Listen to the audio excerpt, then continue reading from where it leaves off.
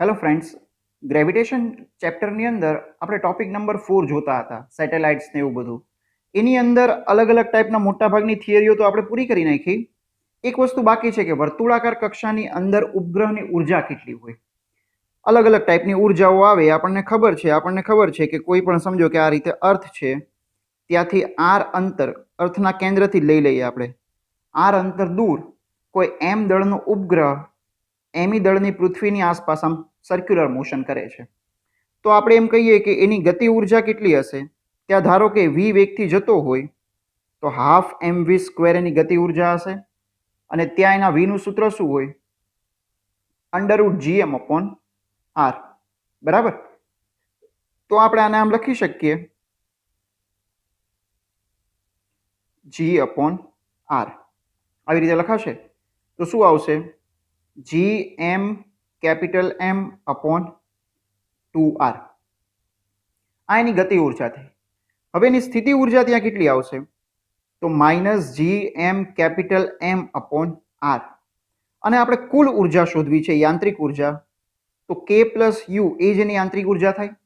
તો યાંત્રિક ઉર્જા આ બંનેનો આપણે સરવાળો કરીએ તો 1 માંથી 1/2 જવા દઈએ તો -1/2 જેવું એક્સ્ટ્રા બચે. -1 માંથી જો 1/2 જવા દઈએ તો -1/2 બચે. માઇનસ જી M capital M upon 2r. એક જેડબલઈ મેઇનનો પૂછાયેલો જ ક્વેશ્ચન હતો કે આ કે યુ અને ઈ વચ્ચેનો સંબંધ લખો કેવો હોય. તો જો એક વસ્તુ ક્લિયર દેખાય છે કે ઈ ઇઝ ઇક્વલ ટુ માઇનસ કે છે, અથવા તો કે ઇઝ ઇક્વલ ટુ માઇનસ ઈ છે. બરાબર, બંને જો સરખા જ છે, ખાલી માઇનસનો જ ગેપ છે. અને સ્થિતિ ઉર્જા એ કુલ ઉર્જા કરતા ડબલ છે, અથવા ગતિ ઉર્જા કરતા સ્થિતિ ઉર્જા ડબલ છે અને સાથે સાથે નેગેટિવ છે. તો આવી રીતે હોય, અથવા તો આને આવી રીતે લખે કે કુલ ઉર્જાનું મૂલ્ય ઇઝ ઇક્વલ ટુ ગતિ ઉર્જાનું મૂલ્ય ઇઝ ઇક્વલ ટુ 2u. તો આ ટાઈપની આ સિસ્ટમ થોડી આવડવી જોઈએ. અથવા તો ઘણી વખત આને આમ પણ લખેલું હોય કે E/2 is equal two K/2 is equal two u થાય.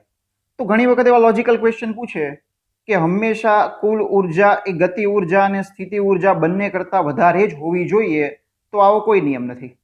જો અહીંયા ક્લિયર જ દેખાય છે, આ ત્રણેયમાં જો સ્થિતિ ઉર્જા વધારે છે અને ગતિ ઉર્જા અને કુલ ઉર્જા ઓછી છે. કેમ કે સ્થિતિ ઉર્જા નેગેટિવ પોઝિટિવ કંઈ પણ હોઈ શકે. પણ એક વસ્તુ ક્લિયર છે કે ગતિ ઉર્જા એ ક્યારેય નેગેટિવ ન હોઈ શકે. સ્થિતિ ઉર્જા નેગેટિવ પોઝિટિવ ઝીરો કંઈ પણ હોઈ શકે, કુલ ઉર્જા નેગેટિવ પોઝિટિવ ઝીરો કંઈ પણ હોઈ શકે. બરાબર. તો આટલી ક્લેરિટી બસ આ ટોપિકમાં હોવી જોઈએ. આમ બોર્ડમાં તમે ભણેલા જ છો, પણ આ તો જીનીટમાં આપણે થોડું આને ઓવરવ્યૂ કરી લીધું. જો પછી આ એક ક્વેશ્ચન છે, લાસ્ટ ટાઈમ આપણે જે ભણતા હતા એના જેવો જ ક્વેશ્ચન છે કે V0 જેટલા વેગથી ઉપગ્રહ ઓલરેડી એક સર્ક્યુલર કક્ષામાં ફરતો જ હતો. સર્ક્યુલર કક્ષામાં આમ રોટેટ થાય છે. હવે તમને ક્વેશ્ચન એવો પૂછ્યો છે કે આપણે આ V0 માં એક્સ્ટ્રા આટલો વેગ, ડેલ્ટા V જેટલો વેગ આને અહીંથી ઇમ્પેક્ટ આપીએ અને કોઈ પણ રીતે આપીએ, તો હવે એની જે કક્ષા છે એ આ ટાઈપની ઉપવલય કક્ષા બને છે. ઉપવલય કક્ષા બને તો અહીંયા આ અંતર એ છે, તો આપણે એ શોધવું છે કે આ અંતર અહીંથી કેટલું હશે. આ અંતરને આપણે થોડા સમય માટે બી કે જે પણ કેવું હોય કહી દઈએ, સ્મોલ આર કહી દઈએ. આ સ્મોલ આર અંતર કેટલું હશે એ આપણે શોધવું છે. તો જો આ સવાલને કેવી રીતે ગણાય, કેલ્ક્યુલેશન વાઇઝ જોઈએ આપણે. અહીંયા તો V0 વેગ છે જ આપણી પાસે. આપણે અહીંયા વેગ લખી દઈએ. અહીંયા વેગ ધારો કે કોઈ પણ V1 હશે. બરાબર, અહીંયા V0 છે, અહીંયા કોઈ V1 વેગ હશે. તો આ બંને પોઈન્ટ પર આપણે એન્ગ્યુલર મોમેન્ટમ કન્ઝર્વેશન કરી શકીએ, કોણીય વેગમાનનું સંરક્ષણ. પેલા તો V0 વેગ કેટલો હોવો જોઈએ? ત્યાં તો સર્ક્યુલર કક્ષા જ હતી ને પેલા, તો અંડરરૂટ GM અપોન A જેટલો હોવો જોઈએ. હવે જો આપણે કોણીય વેગમાનનું સંરક્ષણ કરીએ તો mv0 into A is equal two mv1 into R. આવું થાય, કારણ કે આ ડિસ્ટન્સ A છે કેન્દ્રથી, તો આ ડિસ્ટન્સ કેન્દ્રથી R જેટલું છે. બરાબર. તો એક સમીકરણ તો આપણને મળી ગયું, V0 A is equal two V1 into R. બીજું સમીકરણ લખીએ, બંને જગ્યાની આપણે ગતિ ઉર્જા સ્થિતિ ઉર્જા લખીએ. તો શરૂઆતના પોઈન્ટ પર ગતિ ઉર્જા કેટલી આવશે? Half mv0 square. સ્થિતિ ઉર્જા ત્યાં કેટલી આવશે? માઇનસ જી M capital M upon distance કેટલું છે A. અંતિમ ગતિ ઉર્જા તો હાફ mv1 સ્ક્વેર, અને અંતિમ સ્થિતિ ઉર્જા તો half G M capital M upon R. Okay, હવે જો આ m પેલા બધા આપણે ઉડાવી દઈએ, હાફ છે, v0 સ્ક્વેર છે, v1 ની જગ્યા પર અહીંથી શું લખી શકાય, v0 square a square upon r square. Clear? આને ઉઠાવીને આમ આવવા દઈએ તો બંનેમાંથી gm લઈ લઈએ કોમન, તો 1 upon a minus 1 upon r આવું થશે. અહીંથી v0 સ્ક્વેર કોમન, આ 2 ને આપણે સામે જવા દેશું તો અહીંયા આવશે r square minus a square upon r square is equal two 2gm, અને અહીંયા આવશે ક્રોસ ગુણાકાર r minus a upon a into r. આ r કેન્સલ, બરાબર? સેમ ટુ સેમ જો અહીંયા r માઇનસ એ ને અહીંયા r માઇનસ એ, r પ્લસ એ, આના આવા બે ભાગ પડશે, r માઇનસ એ r પ્લસ એ, તો r માઇનસ એ ઉડી જશે. v0 સ્ક્વેર કેટલો છે, gm અપોન a, ઉપરથી અહીંયા બચે છે r પ્લસ a, અહીંયા 2 છે, gm છે, છેદમાં a છે, અને અહીંયા r માઇનસ a, એ તો આખું કેન્સલ થઈ ગયું, અને આના છેદમાં r બચે છે. તો આ gm બાય a કેન્સલ, બરાબર? તો જો અહીંયા શું બચ્યું, આ r plus a is equal two, આ સામે જવા દઈએ તો 2r આવું થશે. તો એક તો અહીંયા સોલ્યુશન આવું બચે છે કે r is equal two a. આપણે કંઈ ભૂલ કરી કે શું ક્યાંય કેલ્ક્યુલેશનમાં? અહીંયા આપણે v1 ઇન્ટુ r લીધું, બરાબર? v0 square minus gm upon a, r square minus a square, 2 ને અંશમાં જવા દીધો. v0 સ્ક્વેર કેટલો હતો આપણો? હા, આપણે અહીંયા ભૂલ કરી ને, જો અહીં ધ્યાન આપો એક મિનિટ. આ v0 તો આપણો અહીંયા વેગ હતો ઓલરેડી, બરાબર? તો જો આપણે આ તો શું કર્યું, અહીંયા v0 લીધો, અહીંયા v0 લીધો, હવે આ બંને v0 લેશું તો સીધી જ વસ્તુ છે ને કે અહીંયા આન્સર r બરાબર એ જ આવવો જોઈએ. તો અહીંયા ધ્યાન આપો થોડું, આપણે એક્સ્ટ્રા વેગ આટલો એડ કર્યો ને, v0 માં આપણે આટલો એક્સ્ટ્રા વેગ એડ કર્યો, તો ફાઇનલ વેગ અહીંયા આ પોઈન્ટ પર જે v વેગ થશે, જેને આપણે આમાં ભલે v0 કહીએ છીએ, એ v0 વેગ v ફાઇનલી કેટલો થશે, તો √5/4 ઇન્ટુ v0 માઇનસ v0, અને એક્સ્ટ્રા તો ઓલરેડી v0 હતો જ, તો આ v0 ઉડાવી દઈએ તો આ વેગ આવશે 5/4 ઇન્ટુ v0.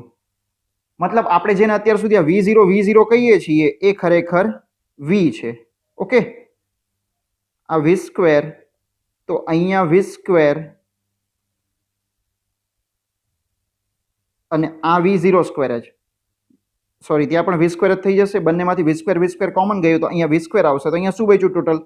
તો જુઓ, v સ્ક્વેરની જગ્યા પર આપણે શું લખી શકીએ? v સ્ક્વેરની જગ્યા પર આપણે લખી શકીએ 5/4 v0, મતલબ v square is equal two 5/4 into gm upon a. v0 તો આપણો √gm અપોન a છે, તો 5/4 gm અપોન a આ ટાઈપનું આવશે. તો r plus a upon r is equal two 2gm upon a, gm upon a આખા ગયા. તો હવે જુઓ, 5r plus 5a is equal two આ 4 દુ 8r થશે. તો 3r is equal two 5a, તો r કેટલો આવશે? 5a/3. ક્લિયર? તો આ રીતની કેલ્ક્યુલેશન થાય. જો આ આન્સર a કરતાં મોટો આવવો જોઈએ, હવે તો કોમન લોજિક છે, a કરતાં આન્સર મોટો થવો જ જોઈએ. તો સમજો કઈ રીતે આપણે આખી કેલ્ક્યુલેશન કરી. આપણે શું વસ્તુ કરી કે અહીંયા v0 વેગ તો ઓલરેડી હતો, જો એ v0 લઈને જ હમણાં આપણે આગળ ભૂલ કરી હતી એમની એમ કેલ્ક્યુલેશન કરશો તો શું થશે? તો આ સર્ક્યુલર જ આખું મોશન બનશે. અહીંયા પણ v0 છે, પાછી અહીંયા પણ v0 આવી જશે. v0 કરતાં તમે સ્પીડ આટલી વધારો છો, તો ફાઇનલ સ્પીડ તમે આટલી કરો છો, એક્ઝેક્ટ આ જ પોઈન્ટ પર આટલી ને આટલી સ્પીડ થઈ ગઈ. તો હવે એના માટે જો આપણે આખી કેલ્ક્યુલેશન કરીએ તો આ કેલ્ક્યુલેશનનો આન્સર તમારો આખો આ રીતે આવશે.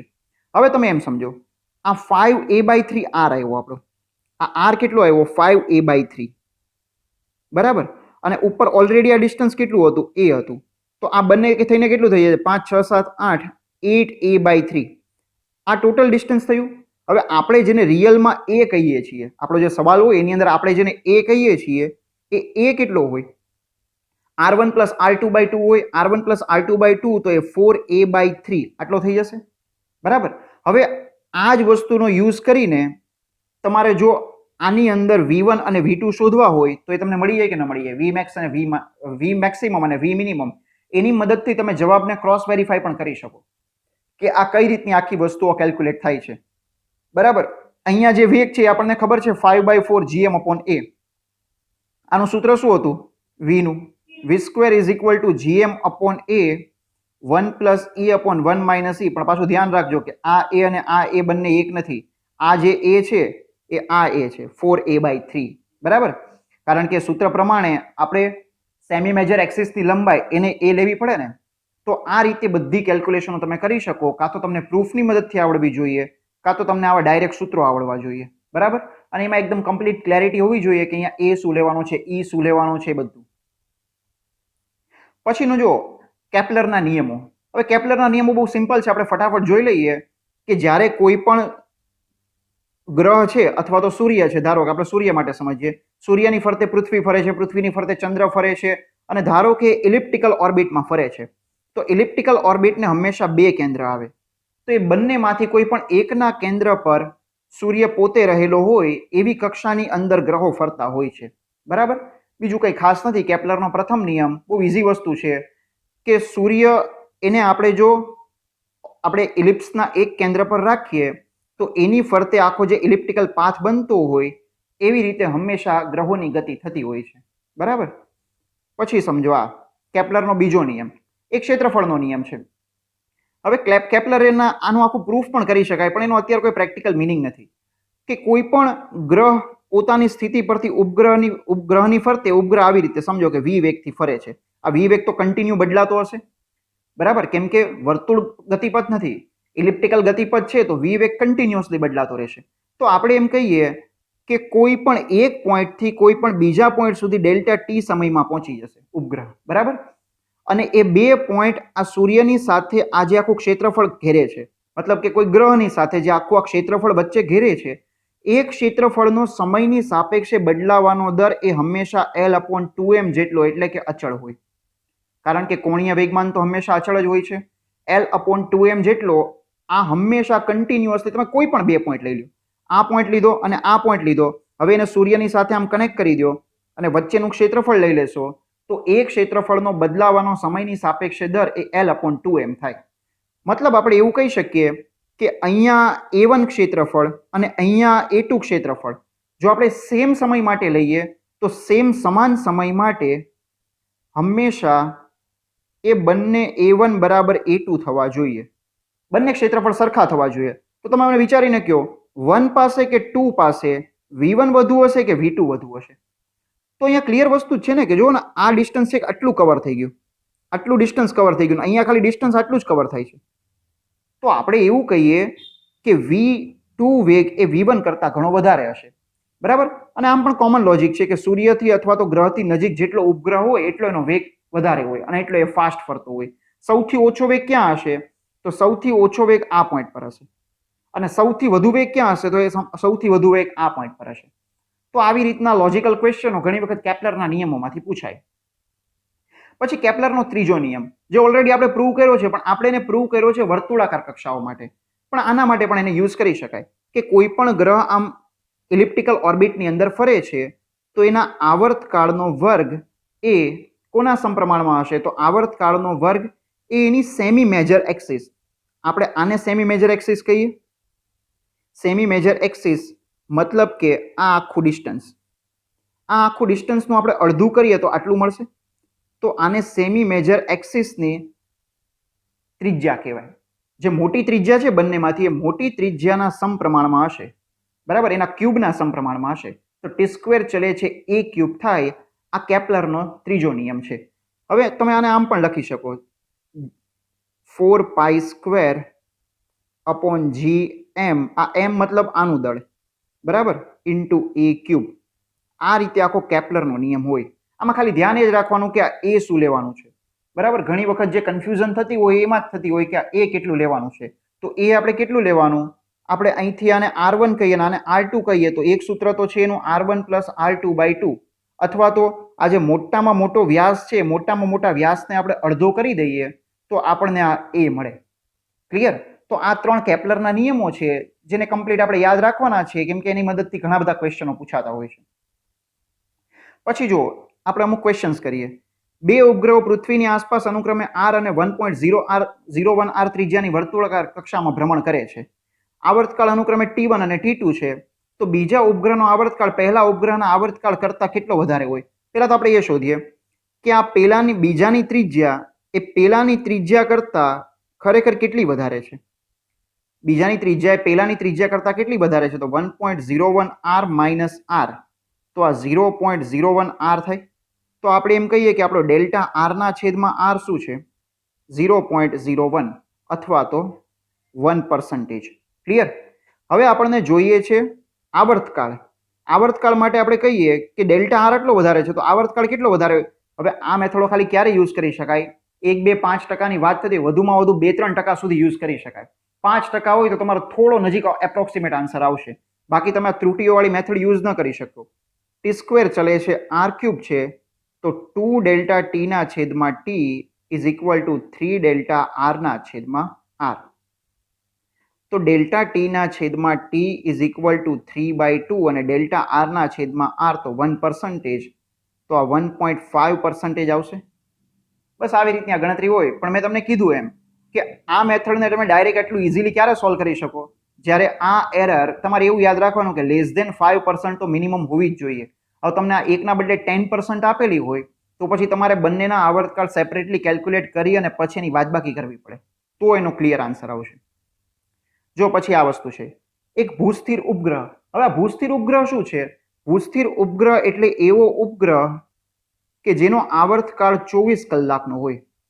24 કલાકનો હોય એનો મતલબ તમે સમજો કે પૃથ્વી ફરે છે, આ ઉપગ્રહ અહીંયા છે, તો પૃથ્વી પરનો માણસ અત્યારે અહીંયા હતો. હવે આ માણસ જેવો અહીંયા આવી જશે તો આ ઉપગ્રહ ફરીને અહીંયા આવી જશે. તો આ માણસને શું લાગશે કે ઉપગ્રહ મારી ઉપર ને ઉપર જ એમને એમ છે. બરાબર? તો આને આપણે કહીએ ભૂસ્થિર ઉપગ્રહ. તો ભૂસ્થિર ઉપગ્રહનો મિનિંગ તમારે એવો કરવાનો કે એવો ઉપગ્રહ કે જેનો આવર્તકાળ 24 કલાક હોય, એટલે જેટલી પૃથ્વી ફરતી જાય એની સાથે સાથે આ ઉપગ્રહ પોતે પણ ફરતો જાય. મતલબ આપણને ઉપગ્રહ ઉપર દેખાતો હોય તો ઉપર જ દેખાય, સાઈડમાં દેખાતો હોય તો એની જ સાઈડમાં કન્ટિન્યુઅસલી દેખાય. તો એને આપણે કહીએ ભૂસ્થિર ઉપગ્રહ. તો ભૂસ્થિર ઉપગ્રહ એનો આવર્તકાળ છે 24 કલાક. પણ ત્યારે એ કેટલી ઊંચાઈ પર હતો? 6r તો પૃથ્વીની સપાટીથી છે, તો કેન્દ્રથી ટોટલ કેટલી થઈ જશે? 7r. બીજો ઉપગ્રહ 2.5r ઊંચાઈ પર છે. 2.5r તો એ પૃથ્વીની સપાટીથી છે, તો ટોટલ કેટલી થશે?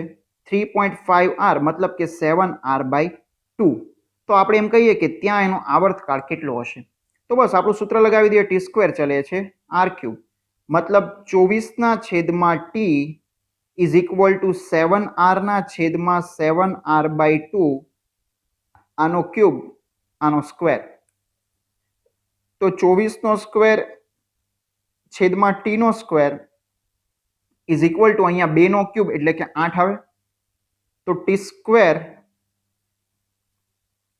ઇઝ ઇક્વલ ટુ આપણે 2 નો ક્યુબ લખ્યો, 2 નો ક્યુબ તો 8, બરાબર.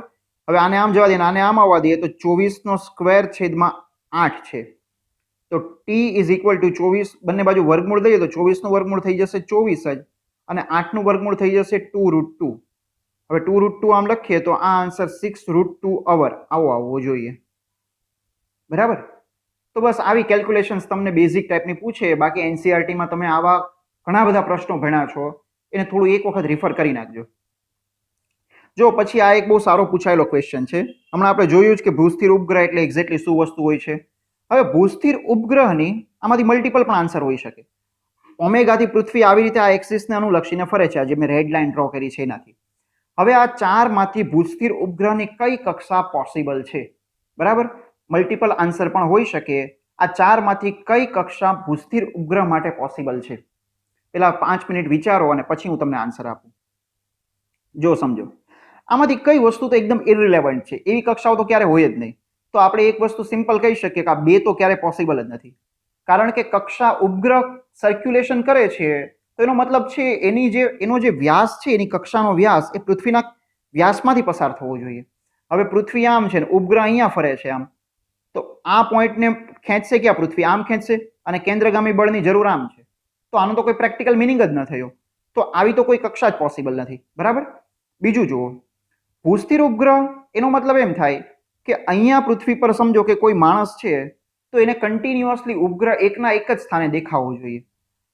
હવે આપણે આ 3 નંબરની કક્ષાનું એનાલિસિસ કરીએ. સમજો કે આ માણસ અહીંયા 1 નંબરની પોઝિશન પર હતો ત્યારે ઉપગ્રહ અહીંયા દેખાતો હતો. હવે એ માણસ અહીંયા આવી ગયો તો એને ઉપગ્રહ ક્યાં દેખાશે? હવે ઉપગ્રહ અહીંયા દેખાશે.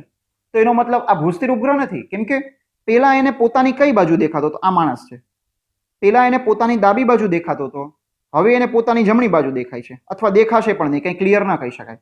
તો એનો મતલબ શું થયો કે આ એની પોઝિશન કન્ટિન્યુઅસલી ફેરવે છે, તો આ ભૂસ્થિર ઉપગ્રહ ના હોઈ શકે. ભૂસ્થિર ઉપગ્રહનો મતલબ એવો જ ન થાય કે 24 કલાકનો આવર્તકાળ છે, બધા ભૂસ્થિર ઉપગ્રહ છે.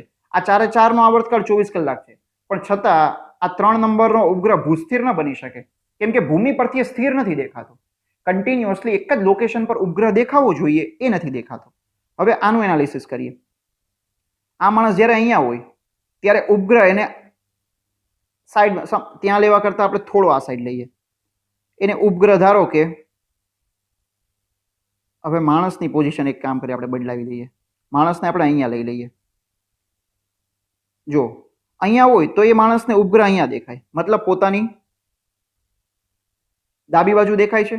હવે એ માણસ અહીંયા આવી જાય તો એ ઉપગ્રહ અહીંયા ક્યાંક હશે, મતલબ હવે એની જમણી બાજુ ચાલ્યો ગયો.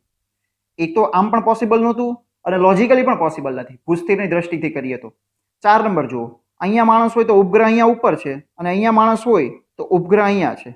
હવે ડાબી જમણી બાજુ તો કદાચ ચાલો આમાં ફિક્સ થઈ જશે, પણ તમે ખરેખર આની ઓર્બિટ જુઓ ને તો આની ઓર્બિટ આખી કઈ રીતની થઈ જશે?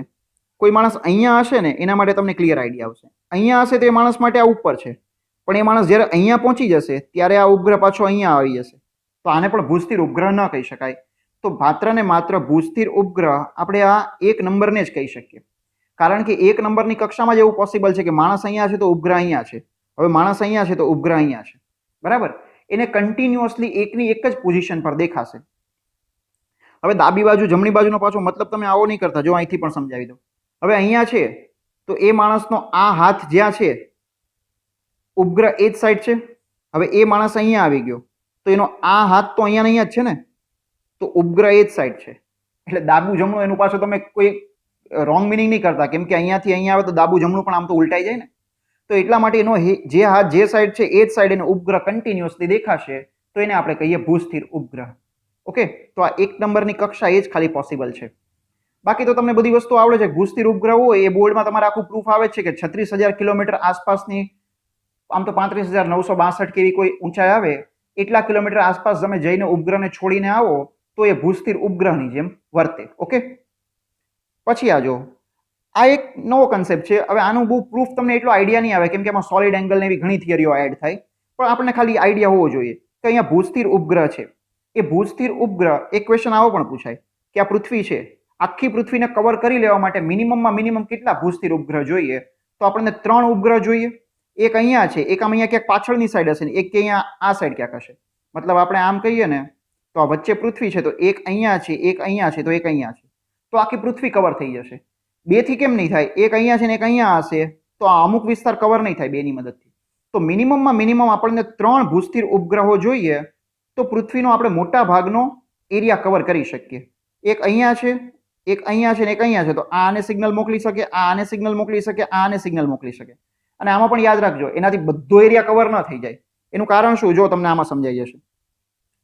હવે અહીંયા ભૂસ્થિર ઉપગ્રહ છે તો એ કેટલા વિસ્તારને કવર કરે? તો પૃથ્વી પરના આટલા વિસ્તારને કવર કરી નાખશે આખો, મતલબ આ બધા વિસ્તારને કવર કરશે, પણ આ પોલ પર એનું બ્રોડકાસ્ટિંગ નહીં થાય. મતલબ જો અહીંયા ઉપગ્રહ હશે તો છેલ્લામાં છેલ્લા અહીંયા માણસને દેખાશે, અને છેલ્લામાં છેલ્લા અહીંયા માણસને દેખાશે. આનો આખો તમે પૃથ્વી પર આમ ગોળો બનાવો તો એટલા માણસને ક્લિયર બધું દેખાશે. સેમ ટુ સેમ આ સાઈડ ક્યાંક ઉપગ્રહ હોત તો અહીંયાના બધાના માણસને દેખાત, આ બધા માણસોને આ બધું દેખાય ટીવી પર જે પ્રોગ્રામ આવતા હોય, પણ આ લોકોને દેખાશે નહીં. પોલ પરનો અમુક વિસ્તાર એવો રહી જાય કે જેને એટલું દેખાશે નહીં, પણ એની એટલી જરૂર ન હોય, કેમ કે ત્યાં એન્ટાર્કટિકા અને આર્કટિક સમુદ્ર જ છે. બરાબર, અને એના માટે બીજા પોલર સેટેલાઇટ પણ ફરતા હોય છે. તો આનો એક ડ્રોબેક એ પણ છે કે આનાથી કમ્પ્લીટ પૃથ્વી તો ક્યારેય કવર ન થાય. હવે એનો બ્રોડકાસ્ટ h ઊંચાઈ પર રાખીએ તો કેટલા વિસ્તારમાં બ્રોડકાસ્ટિંગ થશે ને એનું તમારા સૂત્ર યાદ રાખવાનું છે, 2πh/r²/h/r. હવે આનું પ્રૂફ પણ થઈ શકે, પણ એ આપણે 12th ના અમુક ચેપ્ટરોમાં ક્યારેક આડું આવશે તો કરી નાખશું. પણ અત્યારે તમારા સૂત્ર યાદ રાખવાનું છે. બહુ રેર કેસમાં સવાલ પૂછવાના ચાન્સીસ છે, છતાં પણ સૂત્ર આવડે તો સારું. હવે જો આ ભૂસ્થિર ઉપગ્રહ હોય, આ જો ભૂસ્થિર ઉપગ્રહ જ હોય, હવે આ h હાઇટ પર ડિપેન્ડ કરે ને, ભૂસ્થિર હોય તો 36,000 એની ઊંચાઈ હશે, 36,000 આરી આટલી એની ઊંચાઈ, 36,000 કિલોમીટર જેટલી એની ઊંચાઈ હોય, તો આપણે એમ કહીએ કે આ જે tan θ છે એ tan θ 1/7 જેટલો થાય.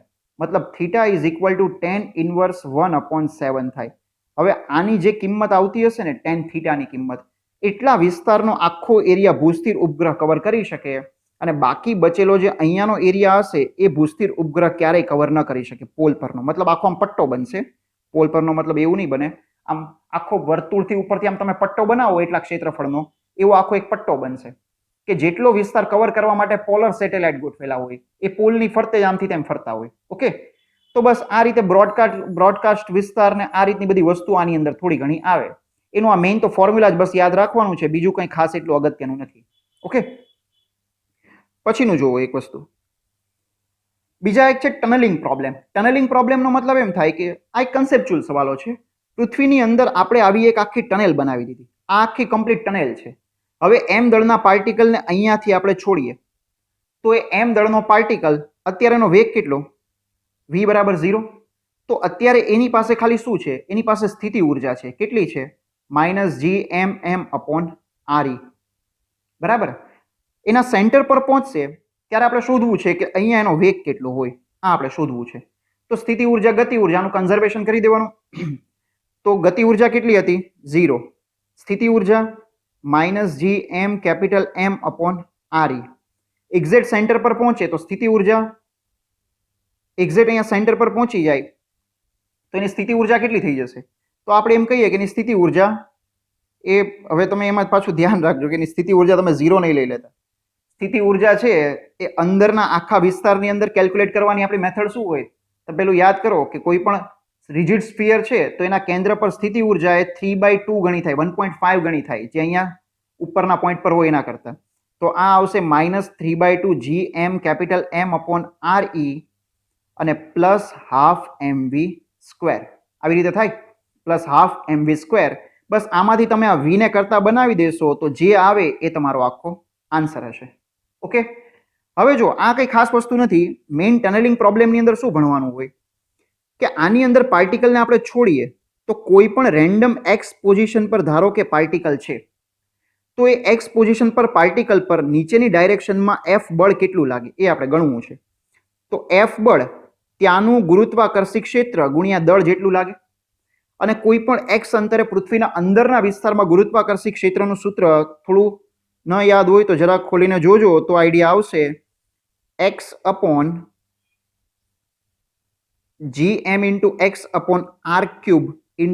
આટલું થાય.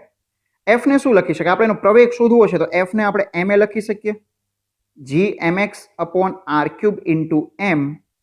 આ એમ ને આપણે ઉડાવી દઈએ તો જો a = gm/r³ આવે છે.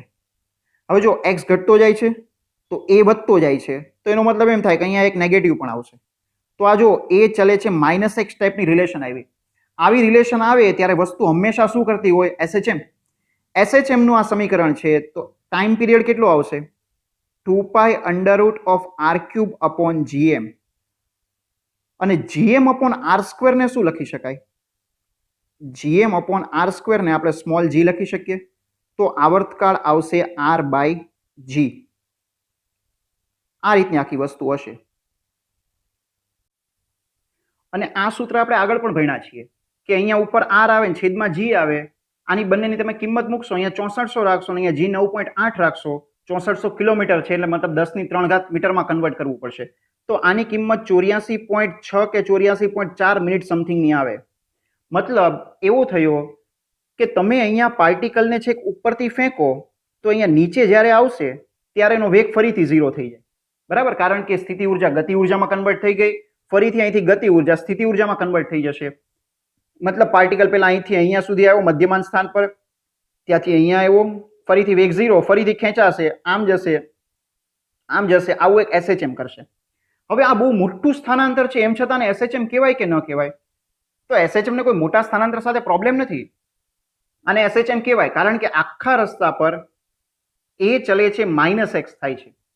આખા રસ્તા પર a ચલે છે -x થાય છે. તો આપણે એવું કહી શકીએ કે ભલે મોટું સ્થાનાંતર છે એમ છતાં આ પાર્ટિકલ SHM કરે છે. અને SHM નો ટાઈમ પીરિયડ કેટલો છે? તો એ ટાઈમ પીરિયડ 84.6 મિનિટ આવે છે. હવે ઘણી વખત આ સવાલને આવી રીતે પૂછે કે ટનેલ છે થોડી સાઈડમાં રાખી છે, હવે તમને પાછો આમાં એ તો આઈડિયા આવે ને કે ટનેલ આમ છે ને બદલે ટનલ કદાચ આમ પણ હોય તો પણ એનાથી પૃથ્વીમાં કોઈ ફરક ન પડે, કારણ કે જી તો પાછો આમ જ છે ને. એટલે પાછું એ યાદ રાખજો કે પૃથ્વીમાં એમાં કોઈ ટનેલ કોઈ પણ ડાયરેક્શનમાં હોય, વ્યાસમાંથી પસાર થતી હોય, બધામાં આવું સેમ ટુ સેમ જ આવશે.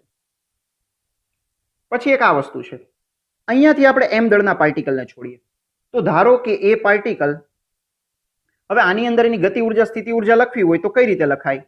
તમને આ પોઈન્ટ પર સ્થિતિ ઉર્જા લખતા આવડે કેટલી હોય? -gm capital M upon RE. અને આ પોઈન્ટ પર પણ સ્થિતિ ઉર્જા લખતા આવડે?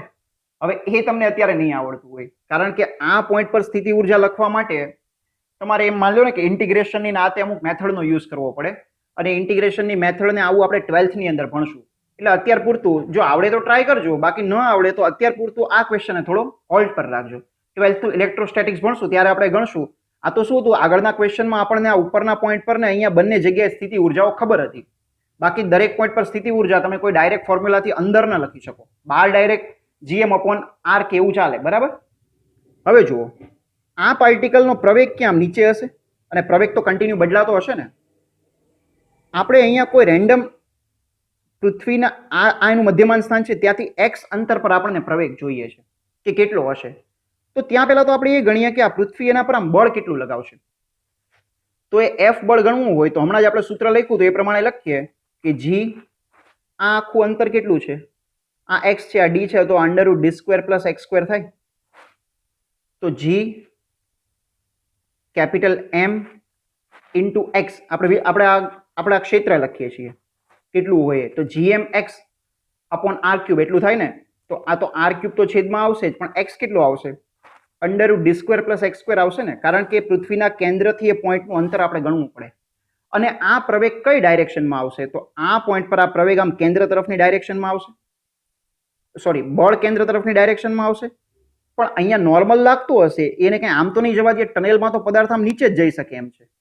તો આપણે પ્રવેગ શોધવા માટે શું કરવું પડે? જો પ્રવેગ શોધવા માટે કંઈક આપણે આવું કરવું પડશે. અહીંયા થીટા લઈએ તો પ્રવેગ ખાલી કોણ આપશે? પ્રવેગ ખાલી f નો cos થીટા આપશે. જો અહીંયા આપણે થીટા એંગલ લઈએ તો આપણને પ્રવેગ ખાલી f નો cos થીટા આપશે. તો a = f કેટલો છે? gm upon r³ f cos theta upon m આવશે ને છેદમાં પાછું, અને અહીંયા પણ ઇન્ટુ m આવશે, કેમ કે આ તો આપણે ક્ષેત્ર લખ્યું અને ઇન્ટુ m લખીએ તો પછી આખું બળ થાય. તો gm into m √d² + x² divide by m, અને હવે cos થીટા લખીએ આકૃતિ પરથી. પાસેની બાજુ કેટલી x છે અને કર્ણ કેટલો છે? √d² + x². તો જો આ બંને કેન્સલ આઉટ થઈ ગયા તો આખો પ્રવેગ કેટલો આવ્યો? આ m પણ ગયા, તો gm upon r³ into x. તો આ તો આગળનું હતું એવું ને એવું જ બેઠું થઈ ગયું, કોઈ ચેન્જ નહીં. આગળ જે ટાઈમ પીરિયડ આવતો હતો એવો ને એવો બેઠો ટાઈમ પીરિયડ ફરીથી આની અંદર આવશે કે r³ અપોન gm, અથવા તો 2π gm અપોન r² ને આપણે સ્મોલ g લખીએ તો r અપોન g. તો બેઠો ને બેઠો ટાઈમ પીરિયડ 84.6 મિનિટ જેટલો આવશે. તો આ બસ આ જ વસ્તુ સમજવાની છે. આવા ઘણા એડવાન્સમાં આમાં તેમાં ક્વેશ્ચનો પૂછાતા હોય છે, મેઇનમાં પણ ઘણીવાર પૂછાય કે તમે પૃથ્વીના કોઈ પણ બે પોઈન્ટ પર ટનેલ બનાવો અને એક જગ્યાએથી પાર્ટિકલને જવા દો અને બીજી જગ્યાએથી નીકળે, પછી અહીંયા હોય કે ભલે આટલી આમથી ટનેલ હોય, એનો ટનેલમાંથી બહાર નીકળવાનો ખાલી ગુરુત્વાકર્ષણ બળના લીધે ટાઈમ પીરિયડ આવશે 84.6 મિનિટનો જ આવશે. કોઈ પણ જગ્યાએ તમે ટનેલ બનાવશો એનું ફોર્મ્યુલા આનું આ જ આવશે. હા, દરેક જગ્યાએ એનો વેગ ને બધું અલગ અલગ આવશે, કેમ કે દરેક સ્થાન પર એની સ્થિતિ ઉર્જા, ગતિ ઉર્જા એ બધું અલગ હોય. પણ ટનેલ બનાવશો એની અંદર ટાઈમ પીરિયડ તો ફિક્સ આનો આ જ આવશે. અને આને SHM ના ચેપ્ટરની અંદર પણ ઘણા બધા આવા પ્રોબ્લેમ્સ ટનેલિંગના નાના તેના પૂછતા હોય છે. તો બસ આવી વસ્તુ થોડી ક્લિયર હોવી જોઈએ. Okay, thank you.